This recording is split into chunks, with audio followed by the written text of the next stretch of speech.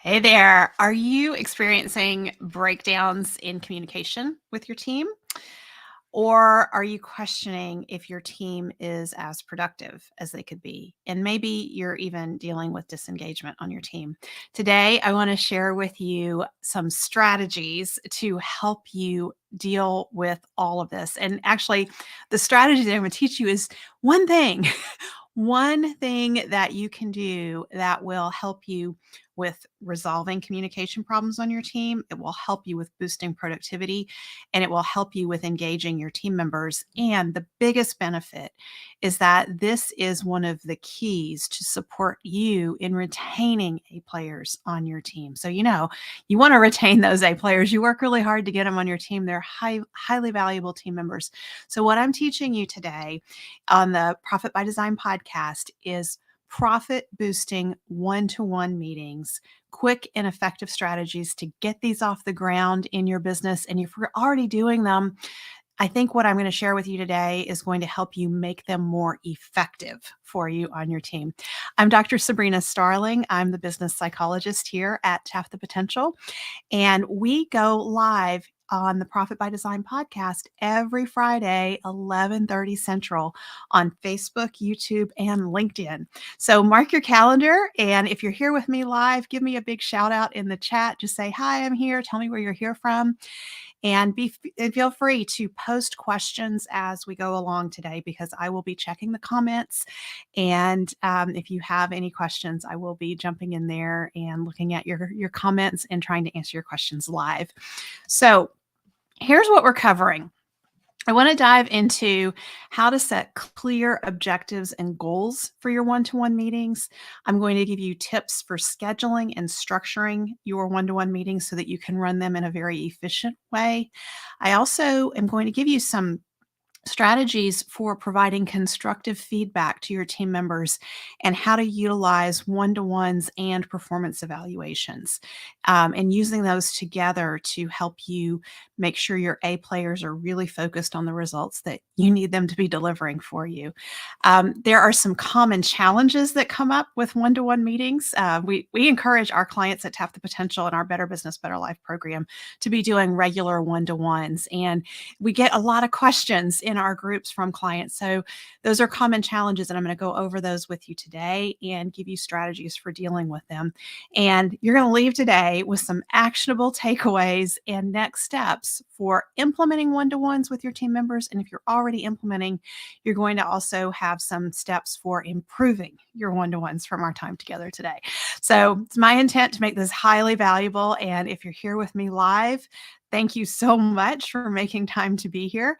And if you are listening to this later on, I'm appreciating that you're here and making the time for this. So I want to share with you a tool that could be really helpful for you. So we're already in Q4, right? I mean, time flies so quickly. So if you're really getting focused on what can you do in Q4 to master your time and profit, I want to give you a tool. So if you give us 20 minutes of your time and take our Better Business, Better Life assessment, you will get your results from your assessment that will show you, number one, your level of burnout. And number two, you will see the gaps that exist in your business that, if you fill those gaps, will allow you to have a more profitable business that gives you more time for what matters most. And that's what we're all about here at Tap the Potential, is making sure you have more time for what matters most. So it takes about 20 minutes to take the Better Business, Better Life assessment, but the results are highly valuable to you. So head on over to tapthepotential.com/assessment. And we're doing something fun. We are giving away signed copies of my book, The 4-Week Vacation, to all of our assessment takers this quarter. So what are you waiting for? Not only are you going to find out what to work on in your business to have the greatest impact on improving your profit and your quality of life, but you're also going to get to read about how to set your business up so that it can run without you and you can take more vacations in the year ahead, right? That would be awesome. All right. So let's dive in here. So, doing one-to-ones with your team members is the greatest opportunity to laser focus your team members on their highest value contribution to your business. So, you've heard me say that A players can be 900 to 1200% more productive than warm bodies in a business. That is absolutely true. They come with a great attitude, they're highly motivated, and they are go-getters. They solve problems and they get things done. However, if you don't give your A players clear direction, they are not going to be 900 to 1200% more productive than the warm bodies in your business. So, we want to get your A players highly focused on the key result that they are responsible for delivering in the business. So, every one of your team members should know what their key result is. And the key result is that thing that if they can only get one thing done in a given day or a given week, this is the one thing that they focus on. And you want to tie it into the sweet spot of the business and the profitability. So your A players should be, if I ran into one of your A players on the street and I said, "Hey, tell me what's your key result." Great. Now tell me, how does that tie to the sweet spot of the business? Great. Now tell me, how does that impact the profitability of the business? Would your A players be able to answer those questions for me? Probably not. Okay. But if they can't, that's a great opportunity. We've just identified a gap for you that you want to educate your A players about. Here's the sweet spot of the business, and here's what you do, and here's how it relates to the sweet spot. And now, in the ideal world, you will have A players whose strengths set them up to be able to deliver that key result with ease day in and day out, because it's what they do and it's what they're good at and what they're naturally inclined to do. So that's how we get your A players to have that high level of productivity and impact in your business. So I'm guessing that your A players don't know exactly what the sweet spot is of the business. You may not know exactly what the sweet spot is in the business. And if you don't, I would encourage you, book a call with us and talk to us about getting into our Better Business, Better Life program, because that's what we'll help you do. Is we'll help you identify that sweet spot. It's part of the Tap the Potential solution and taking your life back from your business, because when your business is running and focused on the sweet spot, you're creating a lot more efficiency in the business, and efficiency equals profitability. So if you don't know the sweet spot, that's a gap already that we're identifying. And um, if you don't know exactly what it is, though, and if you can talk to your A players about, here are our top clients and here's what they appreciate most about what we do for them, that's a good start towards helping your A players to get focused on the sweet spot. And then talk to them about how the one result that they're responsible for delivering ties into that sweet spot. And really what you're doing in that conversation is you're showing your A player how they can be the hero in serving the top clients in the business. So all of this needs to happen in one-to-one meetings. And you may have to have multiple conversations with your team members about this in their one-to-one to keep them focused. And that's the beauty of a weekly or every other week one-to-one with your team members, is because you're continually bringing them back to, here's the focus, here's the focus. And when we have A players on our teams, because they are so competent and capable, we end up asking them to do all kinds of things. And it can be very easy for them to lose focus on, well, what is the main thing that I'm supposed to be doing in the business? And so when you have these regular one-to-ones, it's your way of keeping them focused. And your one-to-one is also your opportunity to check in with them each week to support them in achieving this result. So you're going to be checking in. They're going to be reporting to you what their key result is on a weekly basis. You're going to be asking them, well, if the result is not where it needs to be, you're going to be asking them, well, what support do you need? And how can I help you? Do you need tools and equipment? Is there something else going on in the business where it's causing a breakdown and it's impacting your ability to deliver this result? Those one-to-ones allow that to happen. But the one-to-ones are even more than that. This is your opportunity to really get to know your team members on a personal level. Like, who are they? What makes them tick? Why is this job important in their life? Like, what is it? What is it a stepping stone to for them? What personal goals do they have? And when you're able to understand your A player team members as individuals and what matters most to them, you it unlocks so many opportunities in the business because you will see ways that you can support them in achieving their goals. May have nothing to do with the work that you guys do together, but you will come across resources or connections that you can make for them that will help them achieve their goals. And that's the best because then your A players feel that you're really invested in them. Like you really care about them as a person.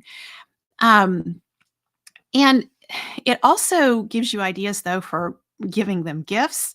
If you want to do surprise bonuses for them, if they have gone above and beyond in some way and you want to surprise them with a bonus or a gift card, you will know like where to focus that because you'll know about them and you'll know what matters. And all of this happens in the one-to-one. And so I cannot emphasize enough how important just the consistency of having regular one-to-one meetings is for building trust with your A players, where they will really come to feel like you have their back and you care about them. This is one of the biggest keys to retaining A players in your business is they feel that someone on the team cares about them, is personally invested in them, and wants them to succeed.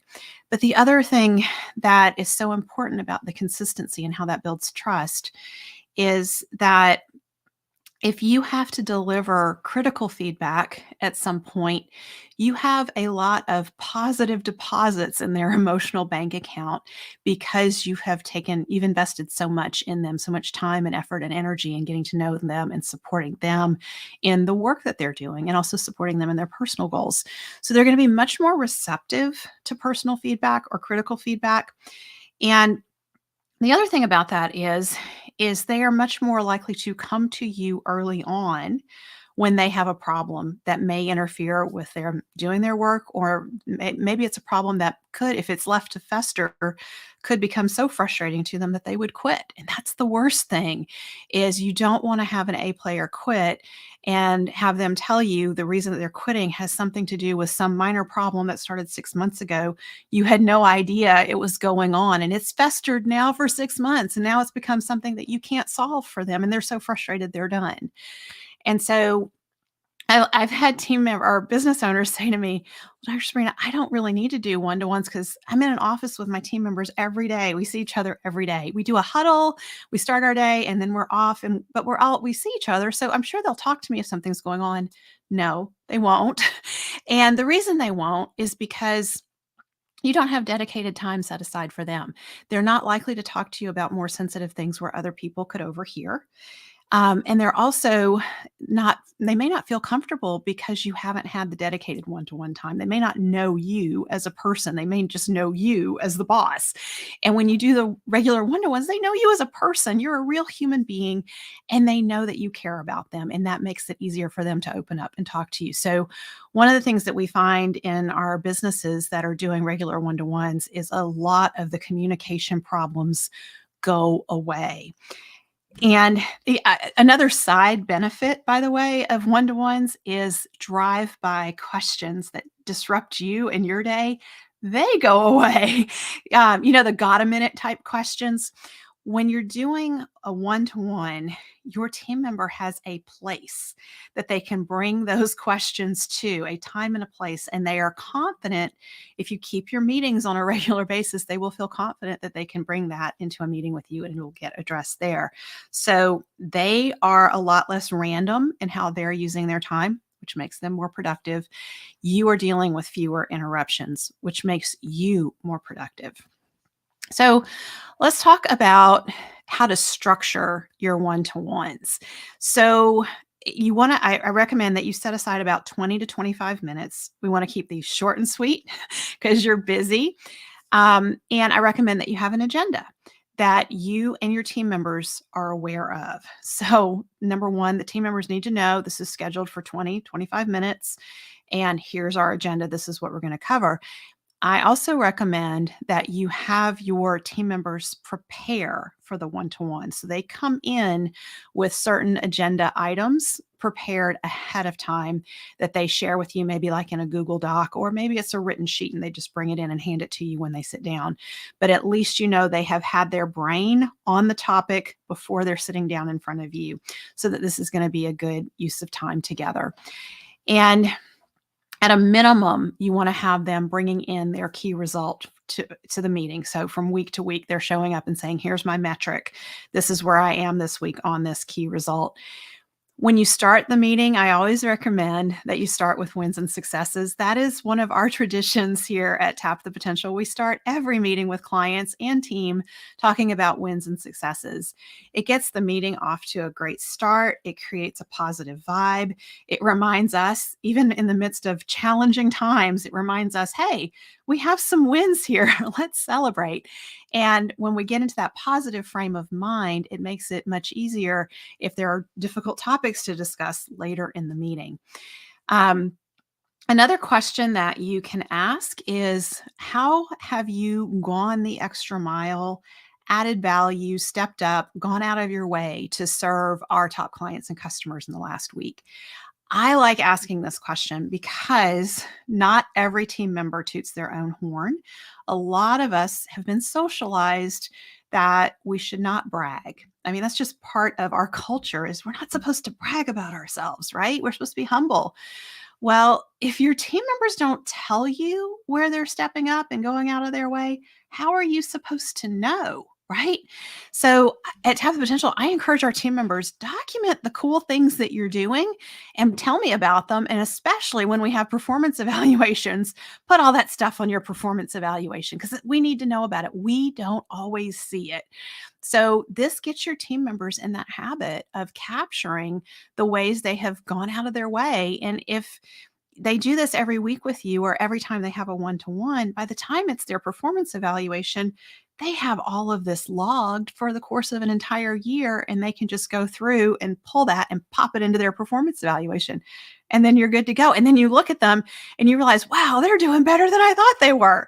It's amazing. So, and by the way, when you just ask this question every week in a one-to-one meeting, it reminds your team members that you expect them to go the extra mile and show up and take care of your top clients and customers. So this question has all kinds of ways that it can be beneficial in the business and support what you're after with getting your A players taking exceptional care of your best clients and customers. So the next item on the agenda might be updating on the key result. And this is where they're just telling you where they are. And if they're on track with it, that's great. One of the questions that could be a follow-up question is, what are you doing that's working? Right? So the best thing is that they are on track with their key result, or they are above where it should be. And then you can ask, what are you doing that's working? And really getting them highly tuned into the simple actions they're taking that are getting them their results. Because we always want our A players focused on their highest value activities, the 20% of what they do in a given day or a given week that gets them 80% of their results. They need to know what that is. And it also benefits you and them, because over time, you need to be auditing all the activities that they're doing and looking for things that you can take off their plate and delegate down the organizational chart to someone who is at a more entry level, so that your A players are working from their strengths and they're focused on their highest value contributions. So just asking, what are you doing that's working, gets them focused on just doing more of what works and stop doing the things that don't really seem to have an impact. Another great question that you can ask, and you don't have to ask this every time in your one-to-one, but I like to throw it in a few times every quarter. And I'll say, on a scale of 1 to 10, with 10 being I used my strengths a lot this week, where would you say you are for the past week? Now, this is a very valuable insight for you and your team members, because and by the way, how do you find out what their strengths are? We use the People Map assessment, and another great tool is the Strengths Finder assessment. We use both of those. And This really gets our team members clued into their strengths and looking for when they're working from their strengths, because they're happiest and most engaged when they work from their strengths. And so if you're hearing a lot of like ones and twos when you ask this question, it clues you in that you have a team member who's an A player, but they're not working from their strengths, and they're going to lose motivation over time if you keep them in that role. So that means you need to look for a better role for them, a role that's more aligned with their strengths. If they're at a 6 or a 7, that's an opportunity, because it means they're doing some things that hit their strengths, but other things are not. And so you can explore that with them and look at, well, how can you bring more of your strengths into what you're doing with us? And hearing 9s and 10s is phenomenal. That's what we're aiming for. We're never going to be 100% perfect on this, but it gives you kind of a way to gauge where your team members are with respect to this. And it gives you that opportunity. If there's a gap, you have an opportunity to do some problem solving before it goes on too long and they lose their motivation and you risk losing an A player on your team. Another great question to ask is, what challenges or roadblocks are you experiencing? You want to know this. So if something is coming up that's getting in their way, making it difficult for them to do their job, you want to problem solve with them. So asking, what support do you need from me? That lets them know you have their back. You want to help them. You really want them to succeed. You can also ask, what are you working on next? So it gets them focused on the week ahead and what's the next thing that they're going to tackle or work on. And closing the meeting by just asking for takeaways. What are you taking away from our conversation today? That gives you a sense of what they took in and what was meaningful for them. Now, that's the regular one-to-one meeting agenda. Every few weeks, I think it's important to ask them about how are things going in their personal life, check in on their family, and just know who they are and what matters to them. Talk to them about what their personal goals are. When our business owners start out doing the one-to-ones, and maybe you have team members who've been with you for 6 or 7 years and you've never done a one-to-one with them, and maybe they're more quiet people. They don't have a lot to say. And so you start the one-to-ones with them and they don't have much to say in the one-to-ones. And they're kind of like caught off guard because they don't know what's supposed to happen in a one-to-one.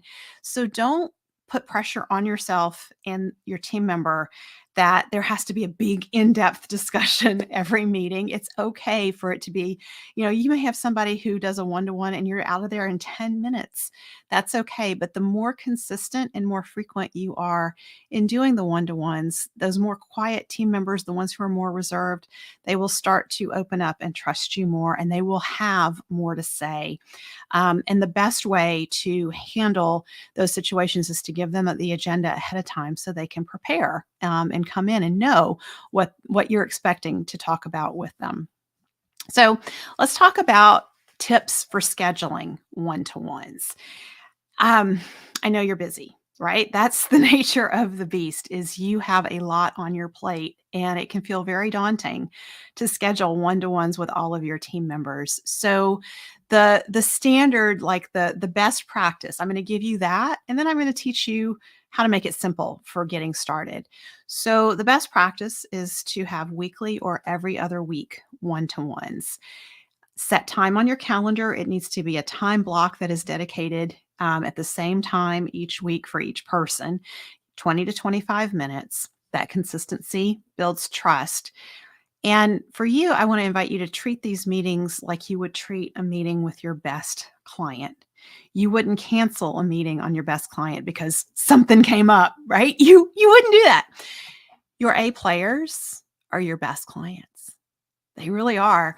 And you want them taking care of your best clients and customers in the business. So if you want your A players to show up and do a great job for your best clients and customers, you have to show up for your A players. And once you have team members and it's no longer just you in the business, your number one responsibility shifts from taking care of your clients and customers to taking care of your team, so they in turn can take great care of your clients and customers. When I hear about team members not treating clients and customers well, I get really curious and I wonder, well, is the business owner doing a one-to-one with these team members? And a lot of times, no, that's not happening. The team members are expected to do a job and there's no ongoing feedback. There's no opportunities for discussing where they're getting off track, and things are building up and problems are growing over time. So the one-to-ones really help you catch things from week to week before they become big problems.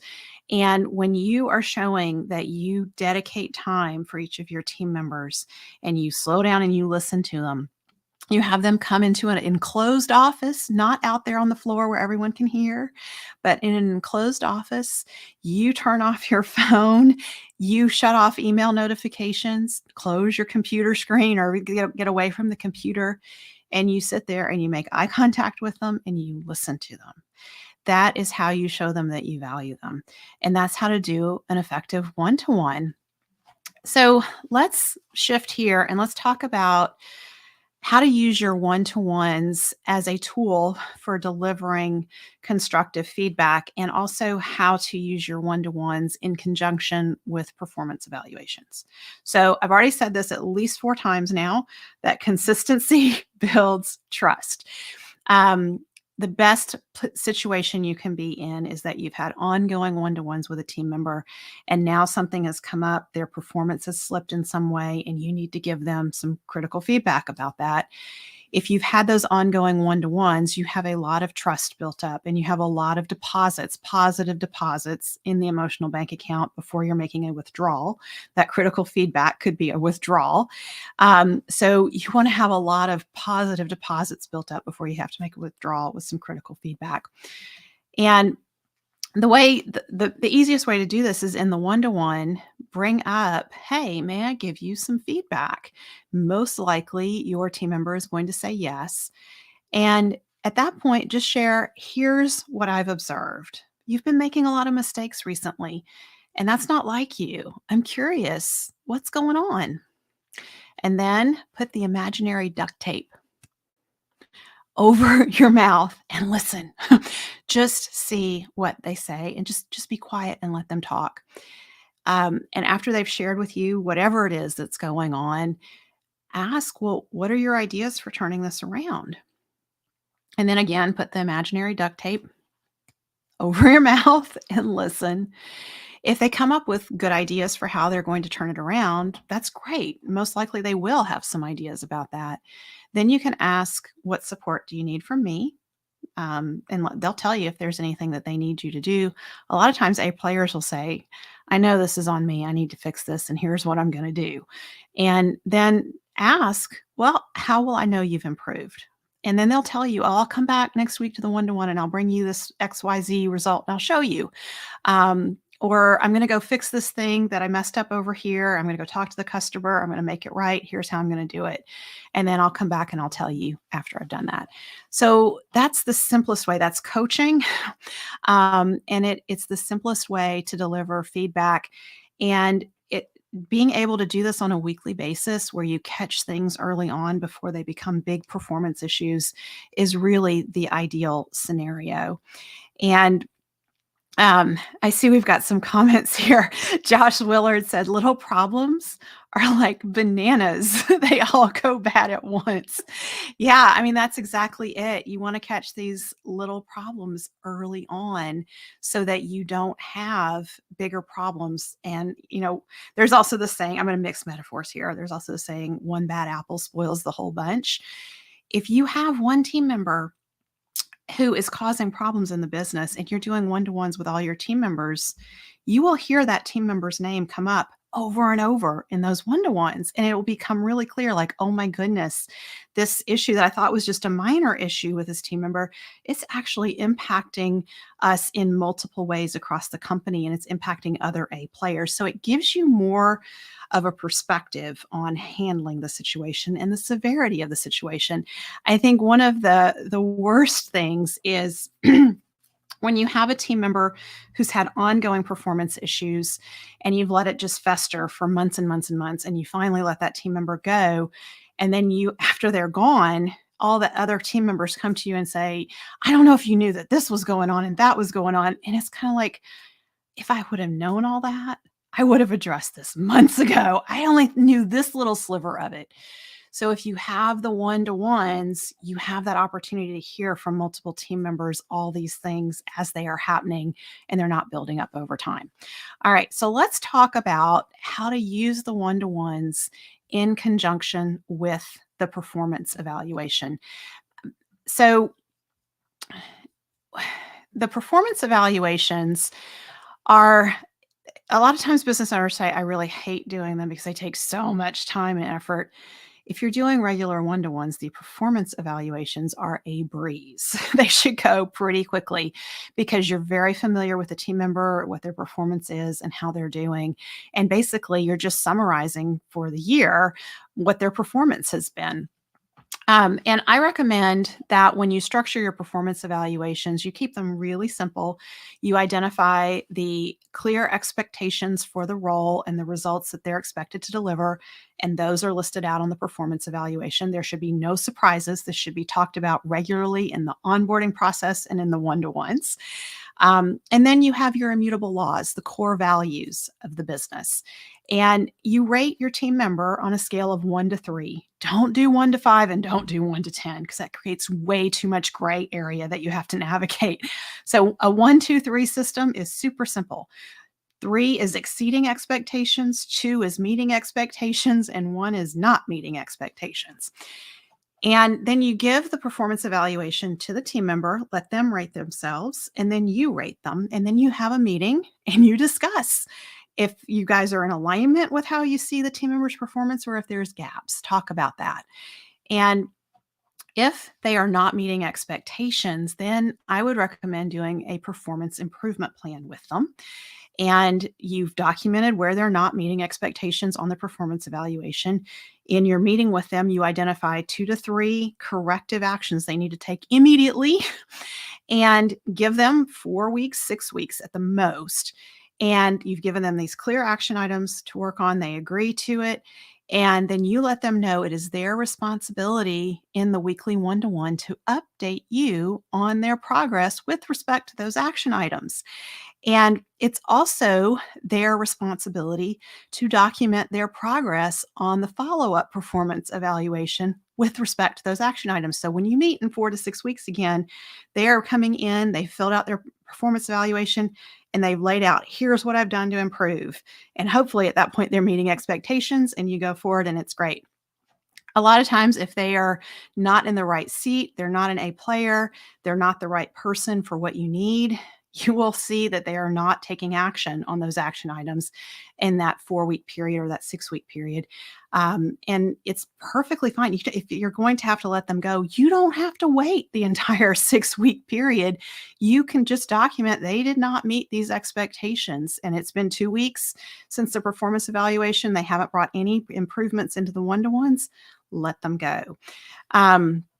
The other thing that I want to say about performance evaluations is we have this idea in our head that they have to be annual. They don't have to be annual. If there is a clear ongoing gap in performance, do a performance evaluation. It's needed then. Don't wait 6 months because it hasn't been a year yet. Deal with the problem as it starts to happen. Get in front of the problem. Don't let it fester. Okay, so let's talk about overcoming some common challenges. I've already talked about one of the common challenges, and that's a team member who's not opening up. Be patient, give them a clear agenda, and as they do more frequent one-to-ones with you, they will gradually open up and become more talkative over time. And then at the other end of the spectrum, we have the team members who are really talkative. And you do a one-to-one, and it's supposed to be 20 minutes, and 2 hours later, you look up and you're still talking. That can be a challenge. So again, here's where you want to set a clear time expectation, have an agenda, and ask them to prepare ahead of time so that they're coming in and they know exactly what they need to talk about with you, and you see the agenda and you know where to go with them and where to really focus. And then the other strategy is when you have about 5 minutes left in your meeting, look at your watch and say, I'm noticing our time. We only have 5 minutes left. What else is important to you that we cover? And if that opens up a whole Pandora's box, because sometimes it will, The other strategy is to, instead of asking an open-ended question, is to ask a yes/no question. So instead of saying, what else is there that's important for us to cover today? Say, did we get to what you needed today on the agenda? And if that's yes, no. And if they say no, here's what you do. You say, all right, we're meeting next week. I'm going to prioritize and make sure we get to that first thing next week, and then be sure you do. But what you don't want to do is, if they say no, then open up time and you guys dive into it at that point, because then again, it's going to expand and you're just teaching your team member not to respect time boundaries.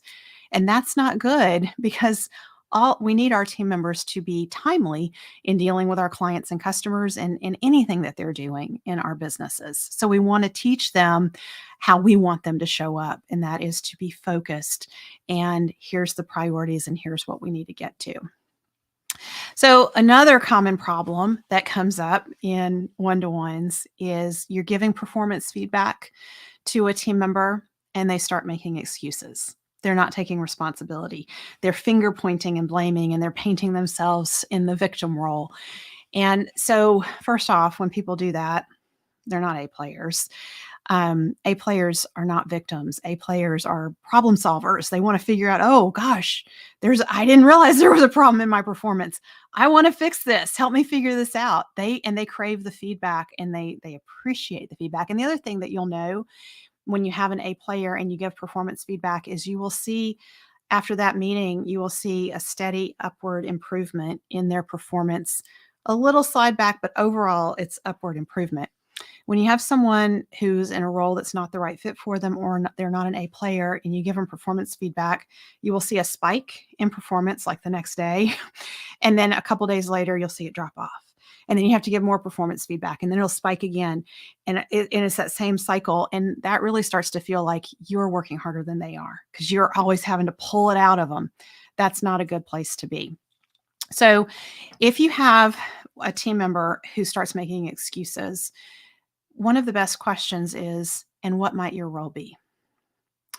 And then most likely they're going to deflect, and they're going to make another excuse and blame someone else. Just stay in with that question in a charge neutral tone of voice and say, and what might your role in this be? You might have to do it 5 times. If you do it 5 times and they continue all the finger pointing, I would just end the meeting and say, it's clear to me you're not willing to accept responsibility for your performance. And put the duct tape over your mouth and let them sit with it. So I want to share a real life case study with you on this. Early on, when we started teaching business owners to do one-to-ones, I had one business owner who came to meeting after meeting with us in our Better Business, Better Life program, talking about frustrations with team members. And we kept encouraging him to do the one-to-ones. We gave the agenda, and we helped him identify, here's your first person to go do the one-to-one with. And next week he'd come back, and it hadn't happened. And what was going on is he was just feeling like the business was out of control and the business was running him. That was number one. But the other thing is that there were lots of communication breakdowns, and he was always just running around and putting out fires. And there was a lot of strife and frustration on the team. And so when he said, it takes too much time to do these one-to-ones, and I helped him see, let's count up the hours that you're spending putting out fires. And if you can get in front of the communication problems, how much time would it save you? And so that was eye-opening for him. So that was the first kind of like, oh, okay, yeah, I see. I need to make time for these one-to-ones. And then his other reason that he wasn't doing these is he said, you know what? We see each other every day. I talk to them every day. But what he wasn't paying enough attention to is that he was never talking with them one-to-one. There were always 3 or 4 people standing around. They never had his full attention. And because he was on his phone and putting out fires all the time, they never felt like he cared. They always felt like whatever was the fire, that's where his attention was, and it wasn't on the team members. And so Once we said just, hey, try this one-to-one, pick one team member, start having regular one-to-ones. And by the way, here's a tip. When you're starting your one-to-ones, don't start with your most difficult team members. Start with your most communicative A players. Those are the ones, they're eager for your attention. They will be so happy that you want to do one-to-ones with them. And they might even schedule them for you and get that regular ongoing meeting on your calendar. So that'll take all of it off of you. You just have to show up and be there for the meeting and be fully present with them. So when this business owner started with the 1A player that he had on his team and doing the one-to-ones, he came back after a few weeks and he said, I cannot believe the things that I have learned by talking to my A player. And he saw serious problems going on with one of their contractors in the business that they were using that he hadn't been aware of. And he was able to address it with that contractor. They actually ended up stopping using that contractor and they went with a different one. And it ended up saving them a lot of rework on projects that would have cost them thousands and thousands of dollars. That came out of a few meetings with an A player on the team. And he would have missed all of that, and it would have cost thousands of dollars in the business. So that really, I hope by this point you've gotten to see, like, here's the value of these one-to-ones. So, by the way, I also want to let you know we have something really fun coming up. I'm doing a workshop in a few weeks on unlocking profit potential using the power of your A players and how to attract them on your team for 10x growth. So that ties into everything we're talking about today. So if you want to go even deeper into how to really leverage your A players in your business to improve the profit potential in your business, get signed up for the workshop. It's a free workshop. Head on over to tapthepotential.com/workshop. Okay, so let's talk now about some next steps to get you into action. If you've never done one-to-ones, or if you have been doing them and you're hearing some ways that you can improve your one-to-ones. So for those of you who've never done them, your next step is to pick your best team members and schedule one-to-ones with them. Do this consistently with that group of team members for 6 weeks. So maybe it's just 1 to 3 team members that you're doing one-to-ones with, and just try to do it consistently for 6 weeks. Don't try to start out doing one-to-ones with all your team members. You will get overwhelmed and it'll be too much. So when you start with your A players, they're going to be the easiest ones for you to do one-to-ones with. They're going to be the most responsive to having an agenda, completing the agenda ahead of time, showing up and being there. And you're going to have a very rewarding experience, which is going to make you want to do more one-to-ones. So after you get that rhythm down with your first group of team members, then go to your next group of team members and add additional team members that you're doing one-to-ones with. You should not be doing more than 5 team members for one-to-ones. If you have more than 5 team members that you're doing one-to-ones with, you're going to burn yourself out. You're not going to be very present for anybody. If you're trying to do 10 one-to-ones, you're not going to have time to work, number one, but it's very emotionally draining for most business owners to have that many. If you do 5 in a week and you keep them short and sweet, the 20-minute, 25-minute time frame, it's not going to take that much out of you, and you'll actually feel pretty energized by the time you finish your one-to-ones for the week. So if you have more than 5, then you need to train some more team members to be leaders in the company so that they can do one-to-ones with direct reports.